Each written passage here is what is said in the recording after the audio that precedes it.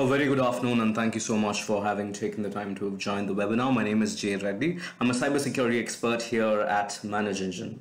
Guys, today's webinar is on a very important topic at this specific point in time. Things have been truly crazy over the last 1 year. We've all been working remotely. It's been a mix for a few of us, but we have made the best possible use of the available resources. We've gone remote, we've enabled our users to work remote, and there's a lot that's happened around identity access management as a landscape on the whole. So today's webinar is going to be to help you demystify how has the IAM landscape evolved, what are attackers doing these days to take advantage of the situation where your users are working from home, how are they causing cybersecurity threats to your organization. We'll try and unpack an attacker's mindset, take a deep dive into a few of attacks and scenarios that are happening as we speak, and see what exactly can we be doing to prevent or protect our organizations against these attacks. The webinar is being recorded just in case if you have any questions coming up during the course of the webinar. There's a chat window to the right of this video console. You can drop me a message. I'm going to try and take as many questions as possible during the course of the webinar. Just in case if I miss a question or two, don't worry, I'm going to have them answered towards the end of the webinar. So today's webinar is about preventing Active Directory password attacks. What are the steps that you should be essentially taking, and what are the tools can you be using? That is the idea, and let's get started with the webinar. The focus is Active Directory, as it's mentioned. The whole idea right here is AD has been around for almost about 2 decades now. Organizations around the world, regardless of their nature, regardless of what sort of business they're into, many a times, 8 out of 10 times use Active Directory as their IAM platform or as their directory services. So we are going to try and understand the innate or native limitations of Active Directory and where it falls short from a password security standpoint. We'll talk about how password attacks happen. We'll try and unpack an attacker's mindset and see why exactly are passwords an attacker's favorite target. A couple of misconfigurations that are quite common in Active Directory and how to steer clear from them. A few reasons as to why users tend to set weak passwords and how attackers exploit, and what should we be doing as administrators and security folks to essentially foolproof the whole password security problem right here. And AD360 is the Manage Engine offering that will be helping us getting the job done, so we'll be talking about that a little bit. So when it comes to Active Directory, almost 2 decades old, there's not been much of a change to how Active Directory or Microsoft has approached the whole IAM security. Nothing path-breaking, nothing has changed much. Active Directory has been for a very long time at the core of IAM. Now, as we speak, organizations, while working remotely, have moved towards a place where it's hybrid, where they're trying to use Azure AD or another cloud platform, let's say Office 365 or G Suite, to manage their user identities. And end of the day, if you still see, it's all going to be interconnected. It's going to be a hybrid setup where AD cannot be taken out of your system. So it's inevitable. The whole idea right here is to ensure that we understand that this is how it's going to be for a few more years for sure, and how do we navigate through this landscape, understanding the native limitations of this platform.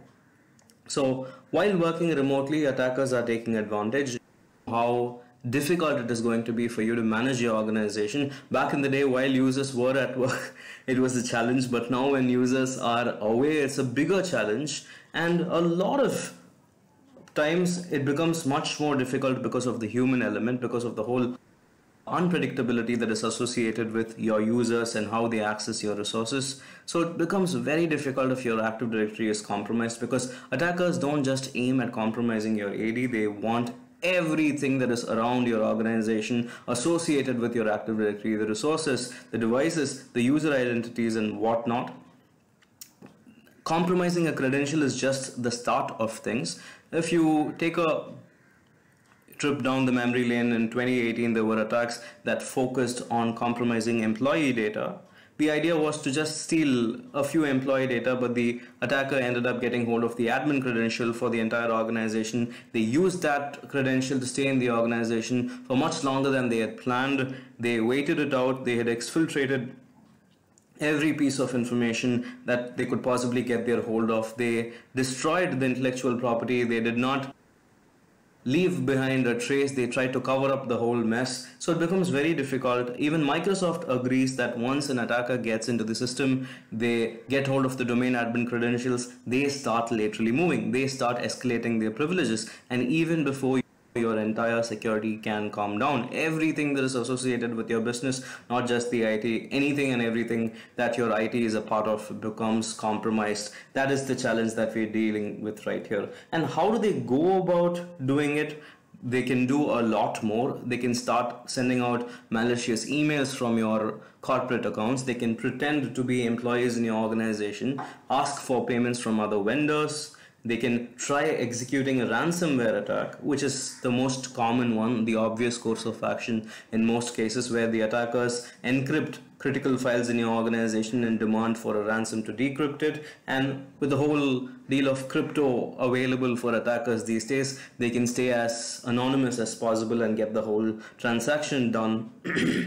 In terms of privilege escalation, this is usually an ulterior motive. They wish to escalate their privileges. They do that. They try and cover their tracks if they want to remain in your system for an extended period of time without tipping off any of your existing radars or tipping off your existing SIM solutions for that matter. This is what they do. They laterally move. They do not leave many breadcrumbs behind. They escalate their privileges in such a fashion that it does not trigger any alarms, and they use multiple accounts at the same time to achieve their end goal. That way, it's not just going to be one account. They are going to be all over the place doing it parallelly. Even if you were to detect that one of these accounts were compromised, by which time they would have already had a backdoor access through another account. That is the idea. So they compromise every sort of resource, both physical and digital resources that you have. They create backdoor accesses just in case if you kick them out of your system, if you do a sweep, they are going to come back because they must have for sure used that time and the admin credential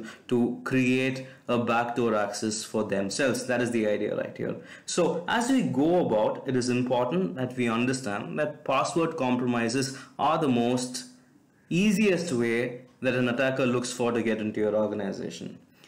And hence, passwords are probably the attacker's most favorite target.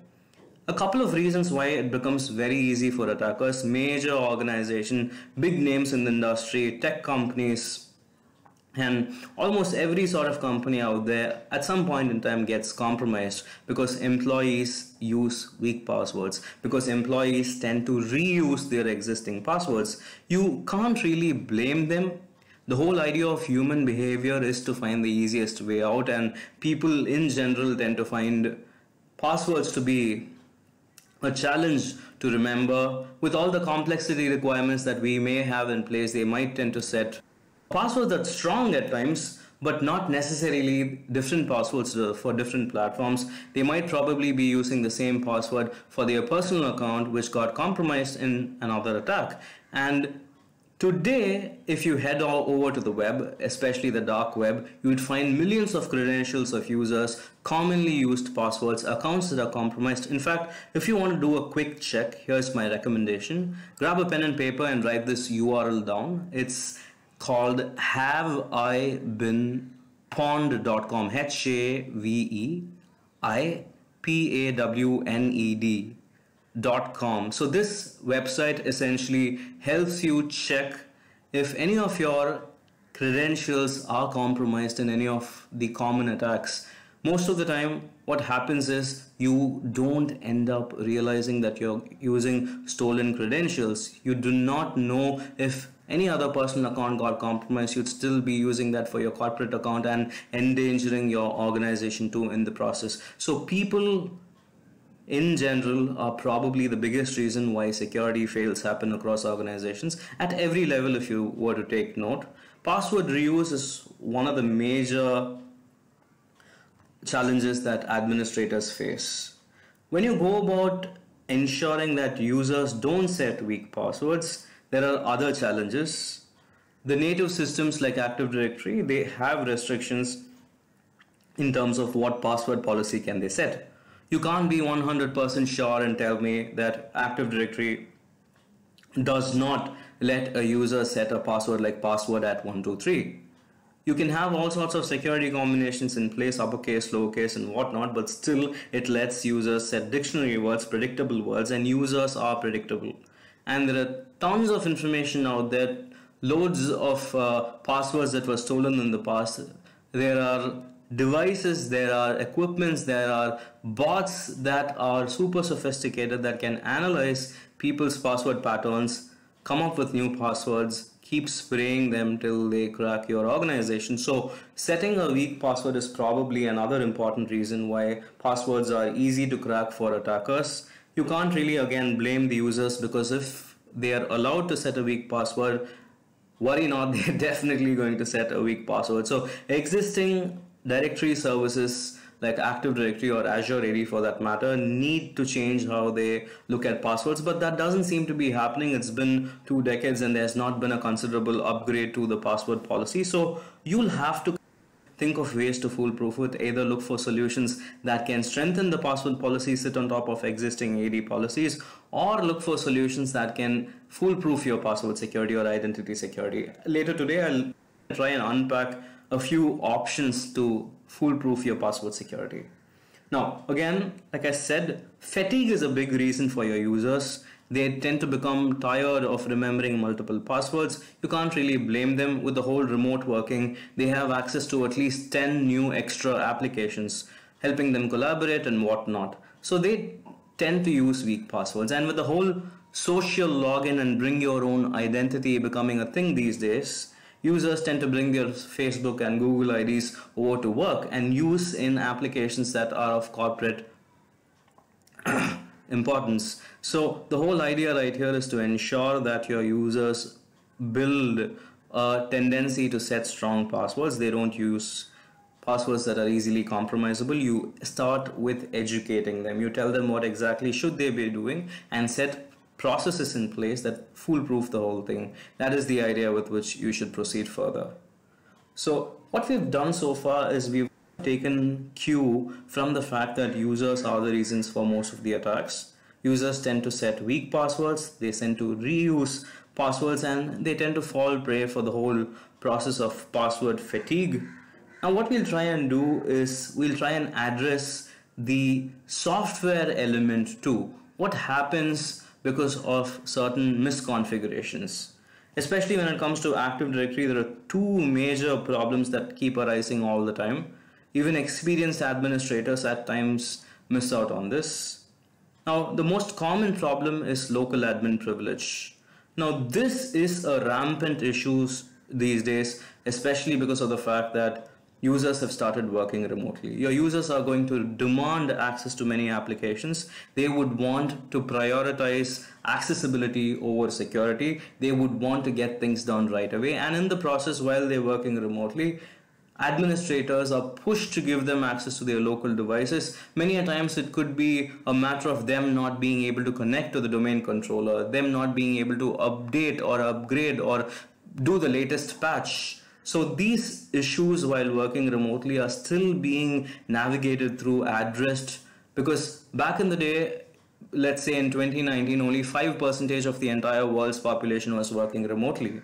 Now today, as you see, it's more than 60% of the world population that's gone remote.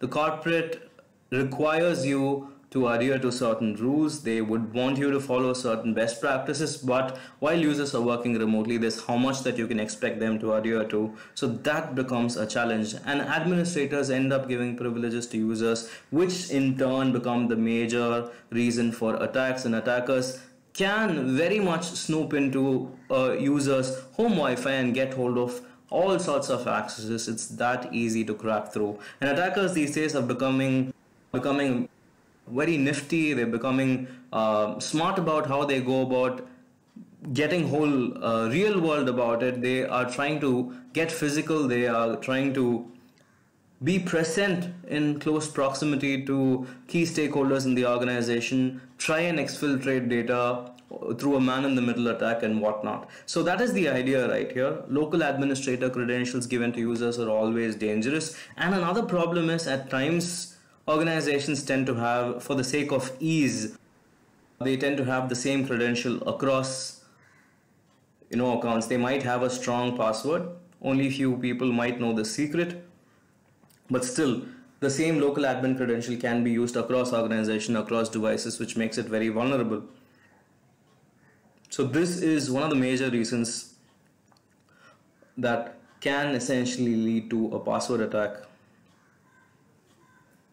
Local administrator accounts getting compromised. This is a problem. The second one is service accounts. Now, service accounts are absolutely necessary for organizations. Very many applications run based on service accounts and the privileges that they have. At times, it becomes difficult and overwhelming to manage or upgrade credentials of service accounts. In those instances, there is where the problem arises. They have weak passwords, they're set to never expire, and when these accounts are used to probably, let's say, temporarily install the software, they go unchecked because there's no tracking mechanism to revoke the access, and then one application or the other, a malware or the other, is going to try, do a reconnaissance, find out that there's this account that has these vulnerable credentials, take control of that account, and even before the rest is history. So these are probably the two most common misconfigurations administrators need to steer clear from. Have this in mind, and there's a lot that you could save, a lot of trouble that you could save your organization from if these two misconfigurations aren't these two misconfigurations are addressed. That is the idea right here. And when it comes to weak passwords, again, we'll talk about a couple of exploits. That's the next part of this session. We're going to try and understand how attackers go about creating havoc.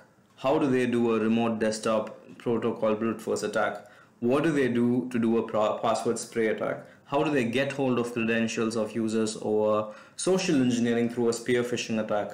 So this is exactly what we'll be unpacking in the next 20 minutes. So we'll try and start with the brute force attack, the most common one, the most generic one per se. It's probably even the most easiest one. Someone without much of an experience as an attacker or a hacker can very much initiate a brute force attack with a few tutorials on YouTube. You'd become an expert. You can get hold of brute force tools that can help you do a brute force attack or automate an entire brute force attack if you have the right credentials. In cases where it's an insider attack, brute force attacks are very common because insiders who intend to cause damage, who intend to take control over a few accounts or privileges clear their accounts, start with brute force attacks. Tutorials are available readily online, and in fact, you'd be surprised as to how easy it is to get hold of credentials if a user is a part of the domain. So brute force attacks are pesky in that way, but existing systems or security systems in place have been over the course of time upgraded to understand the nature of brute force attacks. A couple of brute force attacks, if you do not have a security system in place to look out for. Simple brute force attacks are straightforward. They're automations where a script is run to crack your password. Multiple passwords are attempted over an account until the account gets locked out. So brute force attack tools are a little smart. They try and understand what's your password policy first. They see what is the account lockout threshold. They stop right when they are about to hit the account lockout threshold. So that way they don't lock out accounts and trigger unnecessary attention. So these are simple brute force attacks. Dictionary attacks are a form of brute force attacks where the tool takes reference from a dictionary, creates a permutation and combination of words from a dictionary, and then starts spraying. This is how it works. So even if your users tend to set passwords that aren't predictable, like a password at 123, but still if they end up using dictionary words, a dictionary attack can very well get the job done in a matter of minutes. With respect to hybrid attacks, these are a combination of simple attacks and brute force attacks where words, numbers, phrases, and certain contextual parameters pertaining to the organization are used as source for the attack. So this way the success rate of the attack is much higher because you have certain personal information of the users to you use that as a part of the permutation combination and get the job done. And when it comes to credential stuffing, most of the time it happens after the credentials are already compromised or available on the dark web. If the attacker gets the slightest hint of such data available online, they are going to grab hold of that, use that to initiate the attack. The success rate is much higher because the user's password was already compromised in another attack or in another platform. So it is imperative that you have a system in place that frequently checks the security of your password. It becomes difficult to do that, and it usually falls as a responsibility for the end user itself. If you take Google for that matter, you must have noticed in recent times where Google gives you a security alert saying there's one recommendation that they have for you, and they tell you that this specific credential that you've saved on their Google Vault for password is weak and was compromised in an attack in the past. So that is how tools are evolving. They're becoming dynamic in understanding if you're using weak passwords that have been compromised and give you suggestions or recommendations that ask your users not to use them. That's the idea. And then yes, the traditional password spray attack, it's a step ahead to brute force attack in terms where it does not raise red flags. It chooses one specific password over a regression, has it applied or sprayed over multiple accounts. That way one password gets sprayed over multiple accounts, that way not triggering any sort of alarm at all. It becomes almost impossible to detect such behavior unless you have user behavior analytics, where you track user behavior, where you track deviations of such nature. It's very difficult to find out a password spray attack. A couple of examples. These ones are essentially going to help you unpack or probably even do a root cause analysis if you fall prey for a brute force attack. So the trick right here is, right when you figure out there's a brute force attack happening, is to stop, shut down every system that's available, do a master password reset for all your accounts, request your users to upgrade, and set up MFA. That's the way forward if you were to ever find yourself being attacked brute force. I'd probably try and demystify one of these cases where it's an RDP attack. RDP attacks are very common these days while your users are trying to access their resources over a remote connection. This happens if there are weak passwords or open RDP ports used in the process. It becomes a cakewalk for the attacker because there are very many tools out there that are going to analyze your ports to see which ones are open, which ones easy to spread a ransomware, and they get into your organization and get going, getting access to all your information. So the anatomy is pretty straightforward. The attackers use a tool. Nmap is most commonly used. If there's a weak credential or a cracked password, they're going to use that. They're going to use a tool like Crowbar to brute force into your organization, and once they gain access into your organization, they're going to infiltrate and infect your system with a ransomware. So RDP attacks are much more prevalent. There's a 30% spike in RDP attacks that we've noticed over the last 6 months, essentially because organizations have started exposing their internal applications over the web. So if you are bound to do that, if there's no other go and that you're required to expose an internal application over the web for your employees, it is important that you have extra layers of security in place. It is important that there's an SSL certification involved, there's a multi-factor authentication involved. Even for that matter, you can have a few validation questions in place, no problem at all. It might look like extra effort for your users to log in, but it might save a great deal of trouble from these attacks. That's the idea right here. So you can try and understand this a little later in the webinar. Probably I'll try and show you how it's done. All right. In terms of cracking passwords of domain users using a password spray attack, again, it's very straightforward. There are a few tools involved. With basic privileges in a domain, attacker can initiate a password spray attack, select a list, start spraying that against a list of users. Password spray attacks, again, they're effective for an attacker because they go totally unnoticed and they go under the radar. That is why attackers prefer a password spray. I'm going to try and use a couple of minutes to show you a demo of how password spray attacks happen. What I'm going to do is I'm going to try and emulate a password spray attack right here. The intention of a password spray attack is to compromise credentials of privileged users or other users. Now the requirement is I have already compromised. I am in that stage of the whole kill chain that I've entered into the organization, and I have provisions to execute PowerShell commands. I'm starting with a quick bypass on the PowerShell. I'll start with an import of a module from the password spray tool that I've downloaded from Git. It's straightforward and easily available for access. So I'm invoking and importing the module called domain password spray. It's a PowerShell script again.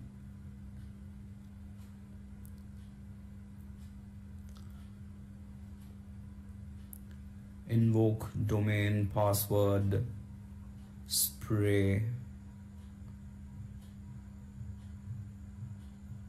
And I will select what is going to be that weak password that I want to try or spray against users. Here it's going to be test at 123.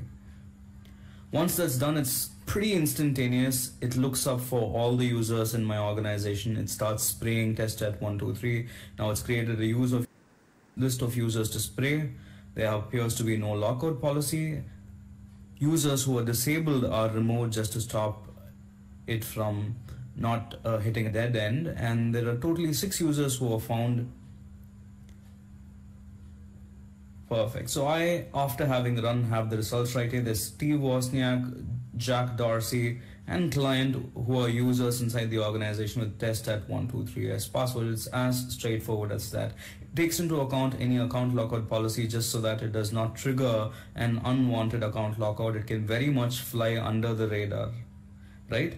Now what I want to do is I want to find out the list of all users in the organization, try and use a permutation and combination of different passwords so that my success rate is more and I crack through a privileged account. So I will start by removing disabled users. They are dead, I'm not going to have any use for them. So the list will not have any disabled users. I would also want to remove any sort of potential lockout possibilities. For users whose lockouts are just one password or one wrong password away, I'm having them removed, and I want the output file of the list of users to be in this specific format, which is a text file that is encoded in ASCII, a text file, a simple text file that I can use at a later stage to initiate the password spray attack for the entire organization. So these are hand-picked users who are most vulnerable, and the ones using weak passwords, the ones who will not trigger a notification if there's a SIM tool, accounts don't get locked out. That's the idea, and now my user list is going to get ready in no time. The list is created, lockout policy is checked for, disabled users are removed. I find 6 users. Since it's a test environment, I just have 6 users right here. In an ideal scenario, you'd have more. So let me see how the list looks like. There you go. I've got all the users in my organization, including the administrator right there. Right? Now what I intend to do is again run the password spray tool, but this time I would want to use a list of passwords. Essentially, a password spray and a dictionary attack can go hand in hand. I would want to invoke my domain password spray PowerShell script right here. I would want to match it against the user list I've just generated. So I'm handpicking the list of users who are to be password sprayed. I am selecting the instance from where, or the domain from where it's going to be run. The password list that has to be sprayed across is selected.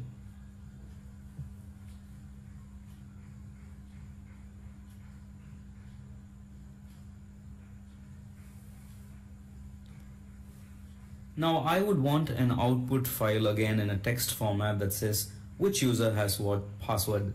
It can't get any easier, can it now?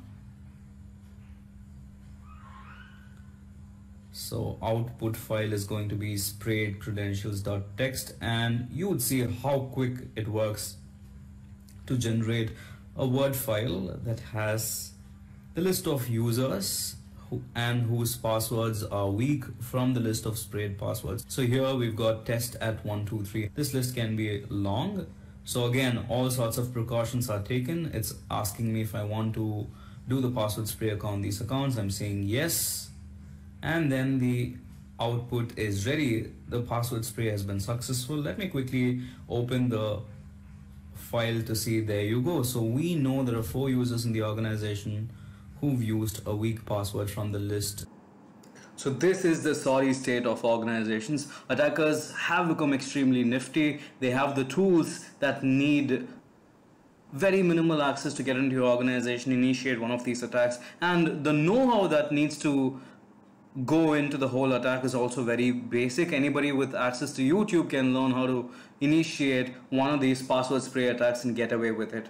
That's just one part of the problem, but then there's another major problem where our users get socially engineered. Now we're talking about a case where users get phished.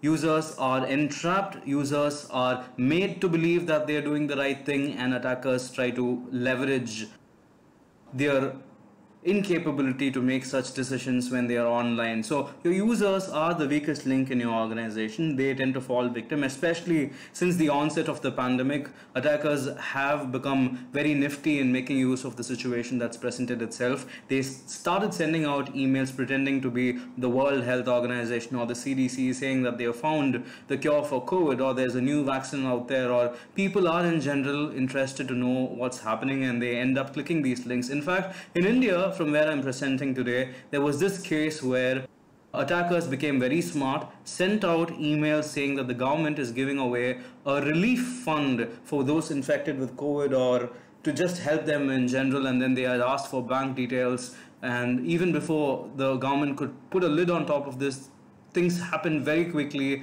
and even within a day's time a lot of damage had happened. So that's the whole deal right here. As we go forward with the whole remote working, educating our users to these new types of attacks again is of top priority. So spear phishing attacks can be a major problem. Traditionally, spear phishing attacks have been out there for quite some time now. All that the attacker does is wait.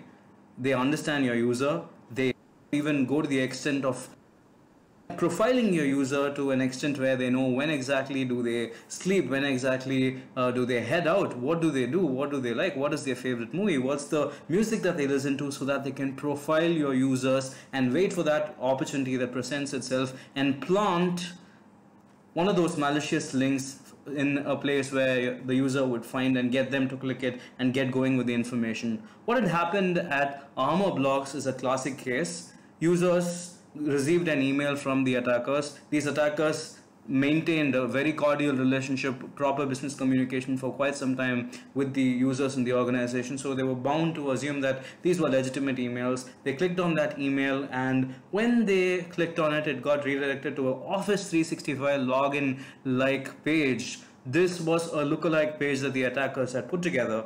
The idea was they pretended not just to be lookalike pages, they also made it look very legitimate with a disclaimer saying, because you're accessing sensitive info, you need to verify your password. So users thought they were doing something very secure and gave away their password, but this was a dummy form that sent out a copy of the passwords to the attacker, while the other copy of it was used through an Office 365 API call to check if those were the actual right credentials. And if they were the right credentials, there was a redirection to Zoom. This was more like a distraction. If it were not the case, they were redirected to the Microsoft logon page to mask that there was a failed logon. So the worst part of this attack was the users who fell victim for this attack never knew that they were being attacked, number one, and weren't able to report that their credentials were stolen. So for a long time, the organization never really got to know that this is how the attackers got hold of the credentials. So as we speak, day in, day out, our users are bound to do something like this. So we will need to be a step ahead of the attackers, and users need to be foolproof. So I've got a couple of action items right here that you must implement without no doubt. We were talking about brute force attacks, we were talking about password spray attacks and phishing attacks on the whole. So I've put together mandatory steps to mitigate these attacks. The first one, the most important one, is to track logon behavior. When there is a deviation in logon behavior, that's a clear sign of an attack. If there are multiple logon failures or repetitive logon failures that are happening at a short interval of time, and then there's a successful logon a little later, it obviously means that your organization is under brute force attack and a user's account got compromised. So you will need clear protocols that ensure account lockout happens in time. It's not just the account lockout. In the example or the demonstration that I just showed you, the tool is smart enough to understand what's the account lockout threshold and stop right before it hits the threshold. So what do you do in such cases? You would need user behavior analytics to track deviation in behavior. So in addition to that, certain fundamental housekeeping that you need to have in place is protection against dictionary attacks. So users tend to set dictionary words in their passwords. They are bound to go through password fatigue, as we discussed. So you must have a provision to prevent your users from using dictionary words or predictable words. The easiest way to go about is to enforce passphrases as a best practice. Longer the password, higher the password entropy, more difficult it becomes to crack. Even if your attacker has a sophisticated supercomputer working their way, if the password is 20 characters long with a mix of special characters, numbers, I don't know, hieroglyphics, you would make it very difficult for the attacker. That's the kind of passphrases that you should get your users to set. Something that is strong, something that is long. That's the idea right here. And in terms of MFA in general, it's a common denominator. Irrespective of what sort of password attack you're talking about, multi-factor authentication can get the job done. It will be that second layer of defense, more like a foolproof mechanism that your attacker cannot jimmy pick. That's the whole idea here.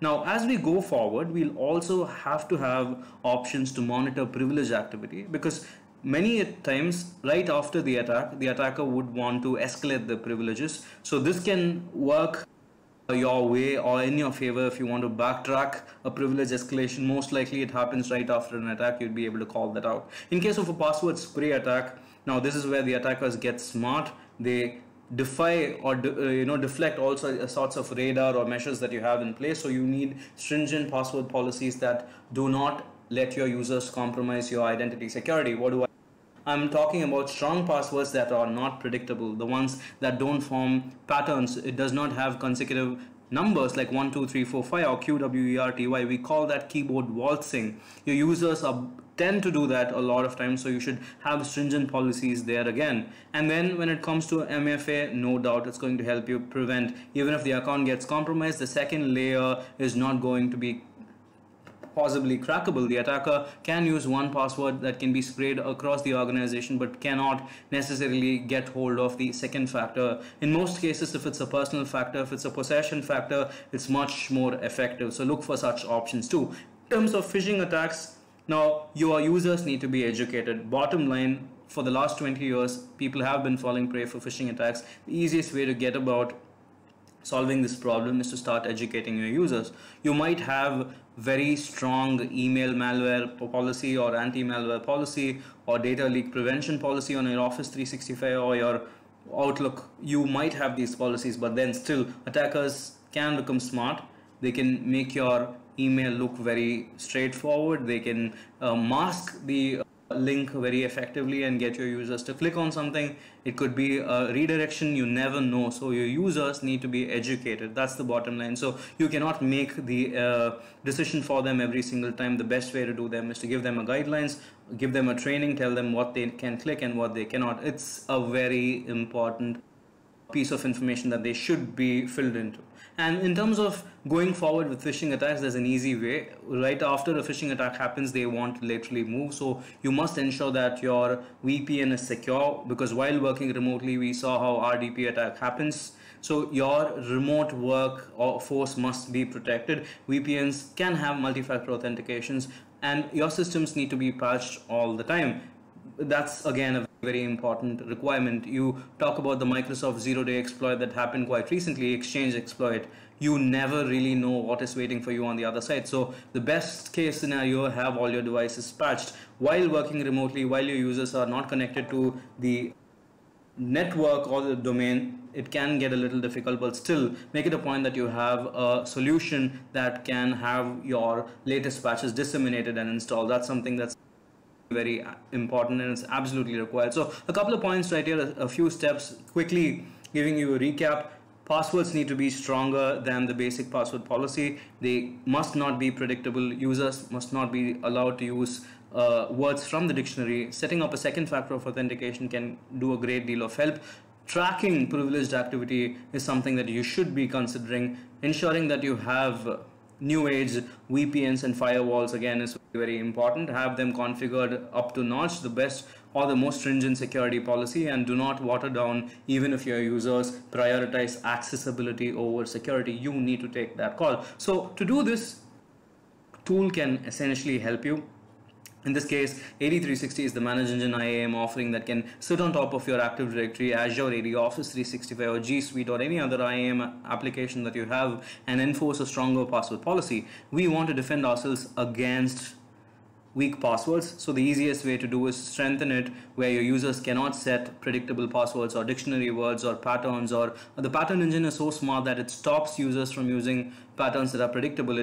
Users are very predictable that probably within 500 different patterns can someone crack the thought process of a user. That's all it takes. We are so predictable, there's not more than that. So users tend to form patterns that are very predictable. So it's fundamentally a requirement to ensure that you have a provision or a tool that defies this logic. We want to ensure that users set strong passwords and go about doing a general overall password hygiene. As a password hygiene, you have these policies enforced in place. And when I'm talking about compromised passwords, these again are a problem irrespective of how strong your password policies are. Even if your users don't use dictionary words, or even if your users don't use predictable passwords, they can always fall victim for a password that's already compromised. So they must be using the same password across different applications. If that's the case, even if the password is strong, if it's compromised in one case, the attacker is going to use that list to compromise your corporate identity too.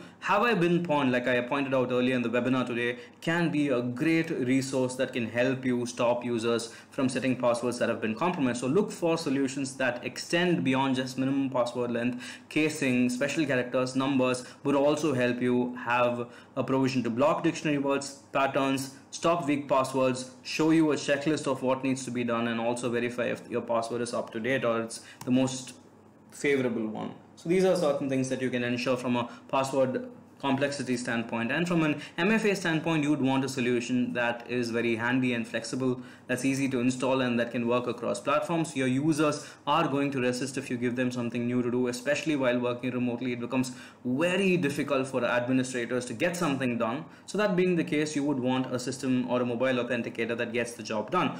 Microsoft's mobile authenticator is free and it's easy to install. It works across platforms, iOS, Android. It easily integrates and gets the job done.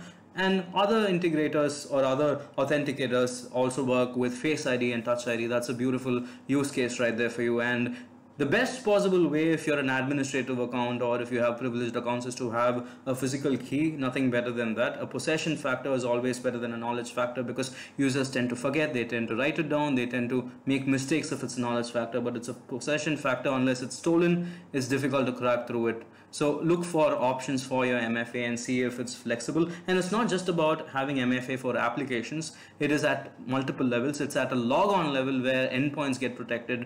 Windows, Mac PCs can have a second factor of authentication, or at a platform level where you have a platform like a VPN or some portal or an internal application that needs protection through a second factor or a VPN or a multi-factor authentication. So it is helpful in such regard.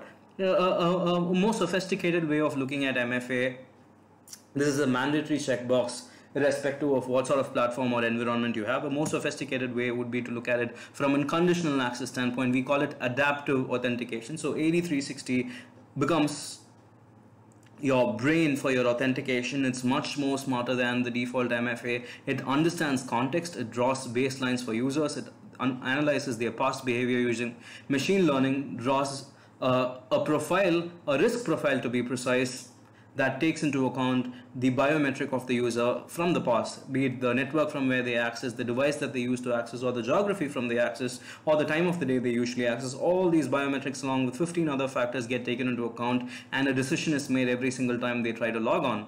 So if the user is not who they claim to be, the system is going to notify you. It's going to make the whole thing stringent. There's going to be a few more factors. The user needs to prove that they are who they claim to be. If the user checks all these boxes, network, right device, right geographic location, working hours, and right biometrics, the access gets made easier. So that's the whole idea. It has Two advantages. One, it makes access easier while working remotely, and at the same time, it makes it very stringent if the system detects a deviation in behavior. Administrators are loving this functionality. This is probably the game-changing technology that can change how authentication has been happening. We are looking at engineering something called as continuous authentication, which is the next step to conditional access. We are in the process of building it. Eventually, there'll be a point where authentication happens every single second. Your user, even if they probably, let's say, leave their laptop or desktop open, if there's deviation in behavior, biometrics get recorded and it can be locked. The account can be locked or the screen can be locked. Such factors are coming into play, but it's probably, let's say, 2 to 3 years from now. That's the future that authentication is going to have. So to start with, before we head or think about or evaluate conditional access or adaptive access, MFA, that's the checkbox that you definitely need to have in place. So do enforce MFA. Does not matter if it's AD360 or any other tool. My kind request is have a tool. There are many free options out there, including the Microsoft Mobile Authenticator. If you are an existing AD organization or an Azure organization, use that. Please do use that. And when it comes to single sign-on, nothing straightforward than single sign-on. Users do not need to remember multiple passwords. Handshakes to these applications happen at the back end, so your application access is very secure. Users need not enter. So in the case where we saw where users enter their passwords on an Office 365 lookalike platform, that's never going to happen because single sign-on is going to take care. Users will never ever get to enter passwords, and the authentication happens is pre-authenticated, pre-verified. That way it's much more secure than letting them fill out.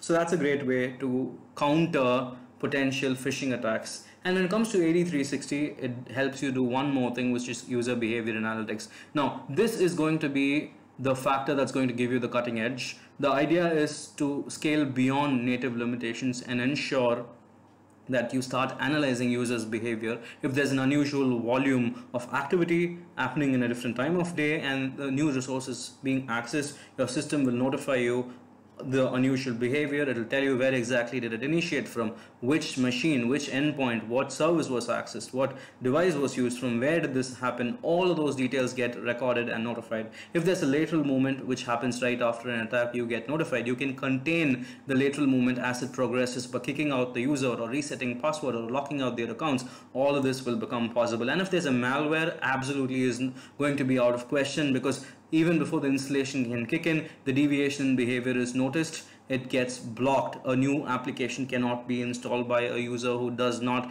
have the privilege or did not do it in the past. And talking about that, if someone tries to abuse their privileges, that is also taken into account. If there's a deviation in who the user is or what sort of activity are they doing with their privilege, that gets notified and the administrator can get on top of the situation. So these are a few cases where you can essentially counter an attack.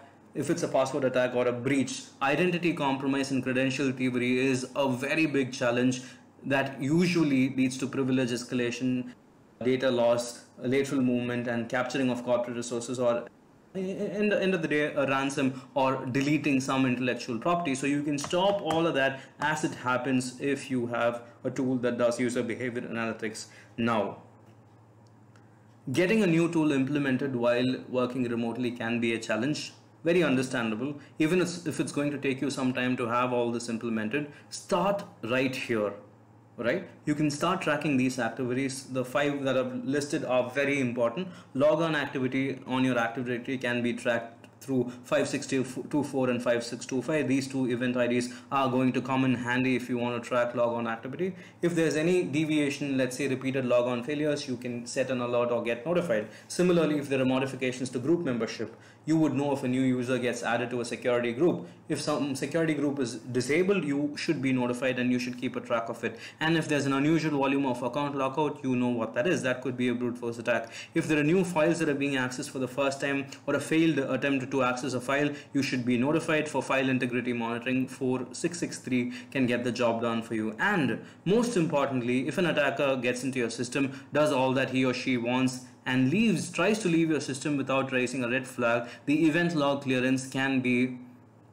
that specific hook that can get your attacker for you. So if an attacker tries to clear their breadcrumbs. This is the event ID that's going to help you find out. When you're doing a root cause analysis, this is the first place where you look at. So these 5 event categories of event IDs, please do have them enabled. I've got a list of 25 event IDs, 25 categories to be precise. You can drop me a message right now on the chat. I'm going to make note of your email ID, and a little later I'm going to email you the details of those event IDs. Thank you so much for being such a lovely audience. I honestly and sincerely hope the session today was helpful. We discussed about password challenges that organizations face, how native systems like Active Directory innately have challenges with respect to policies, how attackers are making use of the situation that's presented itself to initiate COVID-based attacks on organization, and how can we potentially mitigate with a few best practices that we discussed, and how AD360, the Manage Engine tool, can get a few of these tasks done for you. You've been a lovely audience. I've tried to take a few questions while I presented. I'm sure I'm going to have more questions right away. I'm going to have all of them answered. I'm going to stick around for another 15 minutes to take all your questions. So feel free to make use of the opportunity. I'm available on the live chat. You can talk to me and I'm going to respond, just in case if you want any resource, the slide deck or the demo that I showed you, or any details further pertaining to the product itself. My email ID is on the screen and I'm available on the chat. You can absolutely reach out to me. Do stay safe. Take care. Talk to you real soon. Bye-bye.